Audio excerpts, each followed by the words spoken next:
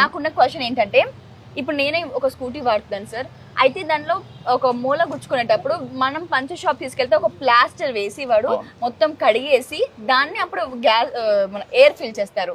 మరి ఇదేంటి మీరు ఒక క్రీమ్ వేస్తేనే దాంట్లో ఎలాగా? ఇప్పుడు ఒక పంచర్ పడిందంటే ఒక పంచర్ షాప్ కు మనం వెళ్ళినప్పుడు అతను ఏం చేస్తాడంటే ఒక స్టిక్ పెడతాడు. ఆ స్టిక్ అనేది ఒక 5000 కిలోమీటర్స్ లేదా ఒక 10,000 కిలోమీటర్స్ కి టైర్ లైఫ్ ఉన్నా సరే అది అరిగిపోయినాక మళ్ళీ డబుల్ పంచర్ వేయడానికి అవ్వదు. వాళ్ళు చాలా చిన్న హోల్ ను కూడా చాలా పెద్ద హోల్ చేసి స్టిక్ పెడతారు. నెక్స్ట్ టైం నుంచి ఇంకా టైర్ లైఫ్ ఉన్నా కానీ పని చేయదు. మా ఆయిల్ ఏంటంటే ఎంత చిన్న హోల్ ఉంటే ఆ చిన్న హోల్ ఫిల్ చేయడం వల్ల మీకు నెక్స్ట్ ఆ ప్రాబ్లం ఉండదు. టైర్ పూర్తిగా 100% అరిగేంత వరకు దీని పర్ఫార్మెన్స్ ఉంటుంది. అలా వేసుకోవడం వల్ల ఏం జరుగుతుందంటే టైర్ లైఫ్ ఉన్నా కానీ టైర్ చేంజ్ చేసుకోవాల్సి ఉంటుంది.